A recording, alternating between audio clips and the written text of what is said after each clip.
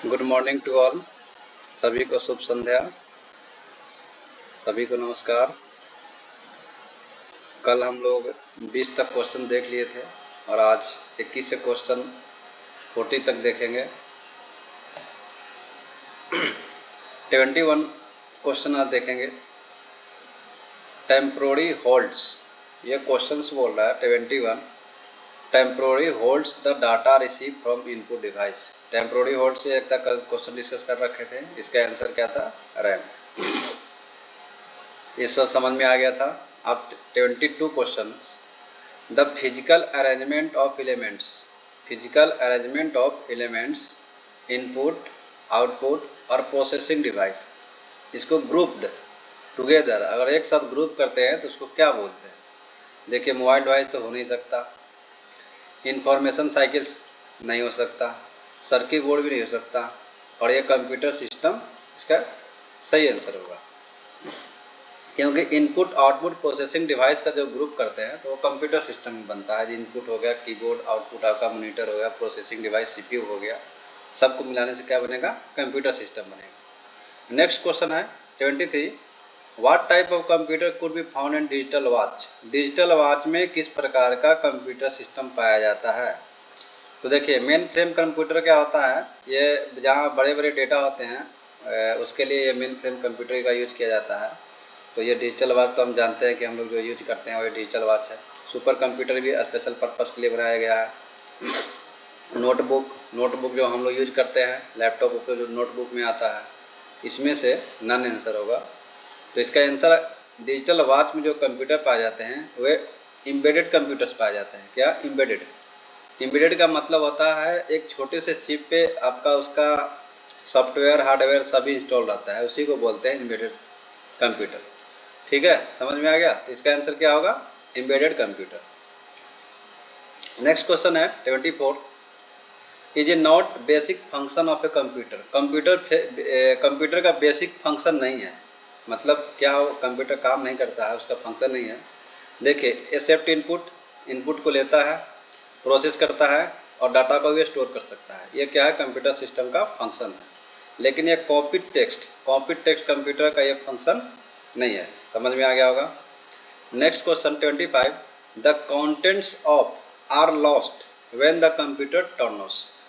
Contents मतलब जो data है उसको हम लॉस कर देते हैं, लॉस हो जाता है when the computer turn of, जब कंप्यूटर को हम टर्न ऑफ करते हैं।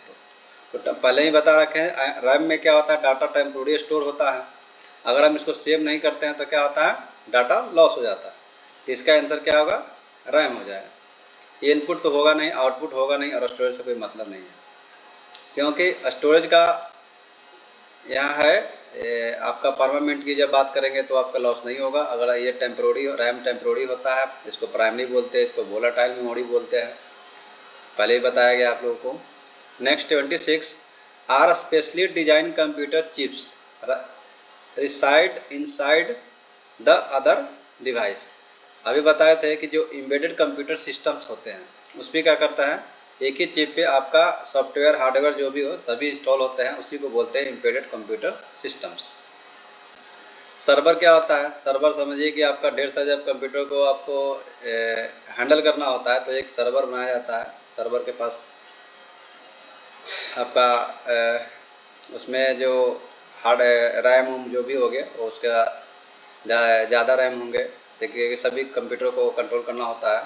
रोबोटिक कंप्यूटर्स उसको बोलते हैं जो आपका रोबोट में जो यूज किया जाता है, जिसमें भी आप बोल सकते हैं कि हार्डवेयर सॉफ्टवेयर एम्बेडेड होता है इसमें भी। और मेन फ्रेम कंप्यूटर्स को बता रहा है कि ये जहाँ बड़े बड़े डाटा होते हैं वहाँ इसका यूज किया जाता है, मेन फ्रेम कंप्यूटर का।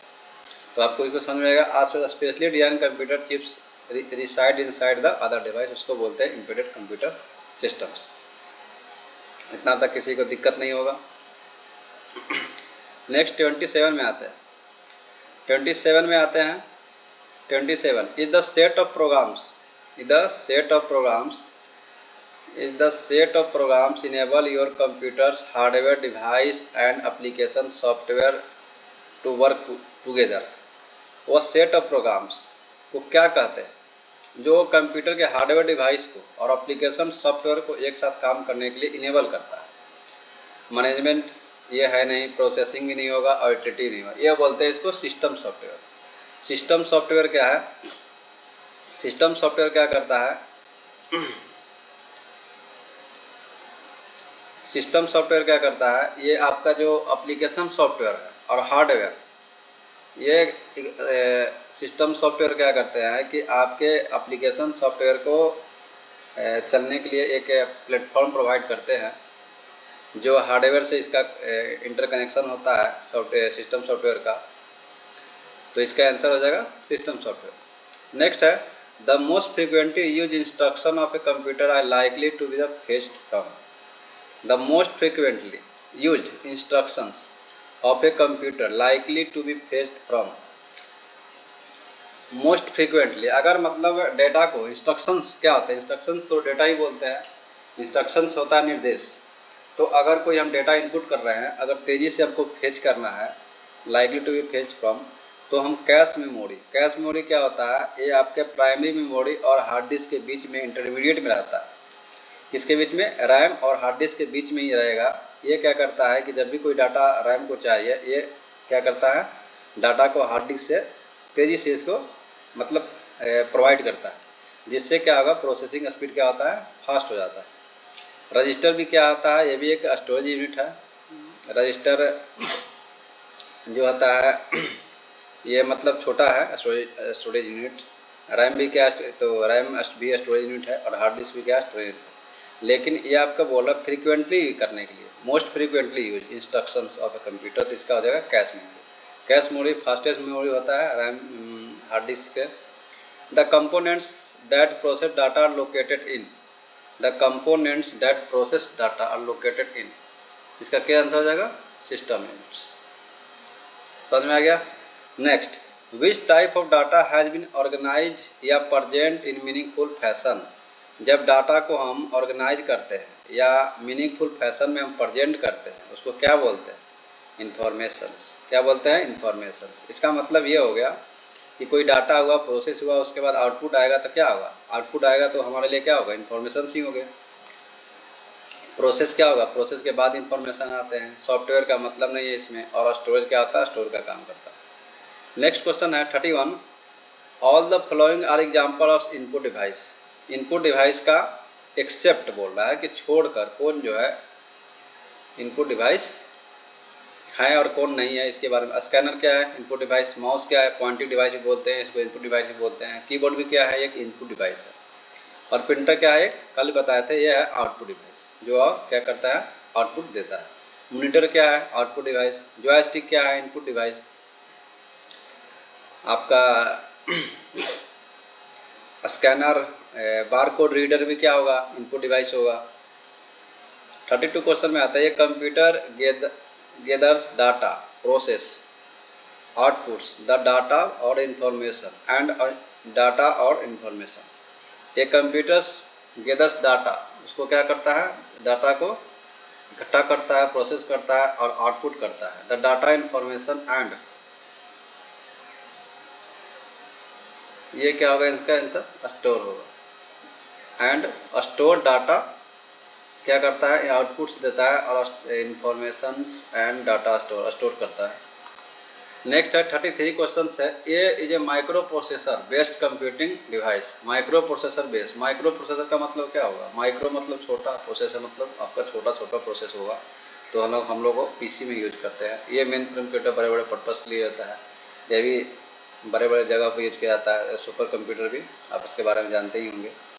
सुपर का मोस्ट पावरफुल कंप्यूटर होता है। Next, the most common pointing input device. अभी मैं बताया था कि पॉइंटिंग डिवाइस ट्रैक बॉल नहीं है। टच पैड, जो हम कंप्यूटर में लैपटॉप में टच पैड, वो भी क्या है? नहीं है। टच स्क्रीन भी नहीं है। ये माउस को बोलते हैं पॉइंटिंग डिवाइस। माउस को बोलते हैं पॉइंटिंग डिवाइस। 35 क्वेश्चन है, which type of software is distributed free but requires the user to pay some amount of further use. ये बोल रहा है कि पहले क्या होता है? फ्री मिलता है, उसके बाद क्या आता है? अगर आपको यूजर्स मतलब कोई काम करने के लिए फ्री मिलता है, फिर उसके बाद आपको कुछ अमाउंट में पैसे पे करने पड़ते हैं, उसको बोलते हैं शेयरवेयर। फ्रीवेयर का मतलब होता है ये मुफ्त में मिलेगा, आप मुफ्त में इसको यूज कर सकते हैं। लेकिन शेयरवेयर क्या है कि आपको कुछ समय के लिए आपको फ्री मिलेगा और फिर उसके बाद आपको कुछ उसके अगर रेगुलर यूज करना है तो उसको कुछ पे करना पड़ेगा। रेंटल वेयर है कि आपको रेंट पे एज ए मतलब कोई सॉफ्टवेयर आपको बना के दे दिया तो एज ए रेंट पे आपको यूज कर सकते हैं। ठीक है, तो इसका आंसर आ जाएगा shareware. External device such as printer, keyboards and modems are known as. देखिए एक्सटर्नल डिवाइस है, प्रिंटर्स क्या है एक्सटर्नल डिवाइस है, कीबोर्ड क्या है एक्सटर्नल डिवाइस है, मॉडेम्स क्या है एक्सटर्नल डिवाइस है। इसको हम जितने भी आपका सिस्टम में जो बाहर से डिवाइस लगते हैं उसको बोलते हैं पेरिफेरल डिवाइस। समझ में आ गया? एक्स्ट्रा हार्डवेयर डिवाइस नहीं बोलते हैं, स्पेशल की भी नहीं बोलते हैं, इसको बोलते हैं पेरिफेरल डिवाइस। जैसे हम लोग कीबोर्ड जोड़ते हैं, माउस जोड़ते हैं, मोडेम जोड़े, प्रिंटर जोड़े, ये सब क्या होगा पेरिफेरल डिवाइस में आएगा। 37 क्वेश्चन है, which of the following is not example of hardware. Hardware का कौन एग्जाम्पल नहीं है? ठीक है, जैसे स्कैनर, हम लोग हार्डवेयर का डिफिनेशन क्या होता है जिसको हम छू सकते हैं, ठीक है, वो होता है हार्डवेयर का, और इसे सिर्फ ओनली देख सकते हैं उसको बोलते हैं सॉफ्टवेयर। ठीक है, प्रिंटर क्या, स्कैनर क्या हम लोग छू सकते हैं, प्रिंटर भी छू सकते हैं, मॉनिटर भी छू सकते हैं, लेकिन जो इंटरप्रेट रहता है ये प्रोग्रामिंग किया रहता है एक तरह से, तो इसको क्या करते हैं ये सॉफ्ट में रहता है, ये प्रोग्रामिंग है तो हम इसको छू नहीं सकते हैं, इसलिए क्या होगा हार्डवेयर में आपको ये नहीं आएगा। इतना स्कैनर, प्रिंटर और मॉनिटर क्या होंगे ये hardware. Which of the following is a fastest type of computer. सबसे फास्टेस्ट टाइम कंप्यूटर की बात कर रहा है तो ये तो आपका हो जाएगा सुपर कंप्यूटर, सबसे फास्ट होगा सुपर कंप्यूटर। ठीक है, वर्क स्टेशन भी है, डाटा ज़्यादा बड़ा होता है उसके एक्सेस के लिए पर्सनल कंप्यूटर हम लोग यूज करते हैं, लैपटॉप यूज करते हैं। उसके बाद CPU and memory are located on. CPU जो होता है और मेमोरी, CPU और मेमोरी जो होता है वो कहाँ लोकेटेड होता है? तो देखिए ये आप सिस्टम के अंदर एक मदरबोर्ड होता है, मदरबोर्ड पे ही आपको मदरबोर्ड के ग्रीन सर्किट बोर्ड भी बोलते हैं मदरबोर्ड को।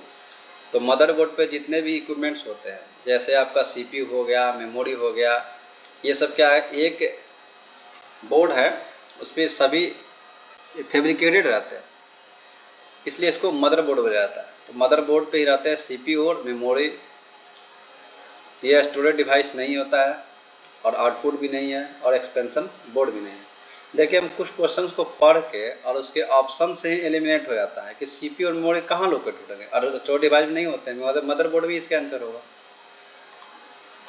40 क्वेश्चन है, the things which easily understand the instructions is called. Easily understands, जो क्या है इजिली अंडरस्टैंड्स द इंस्ट्रक्शंस, जो आसानी से इंस्ट्रक्शन को समझ सके उसको बोलते हैं यूजर फ्रेंडली।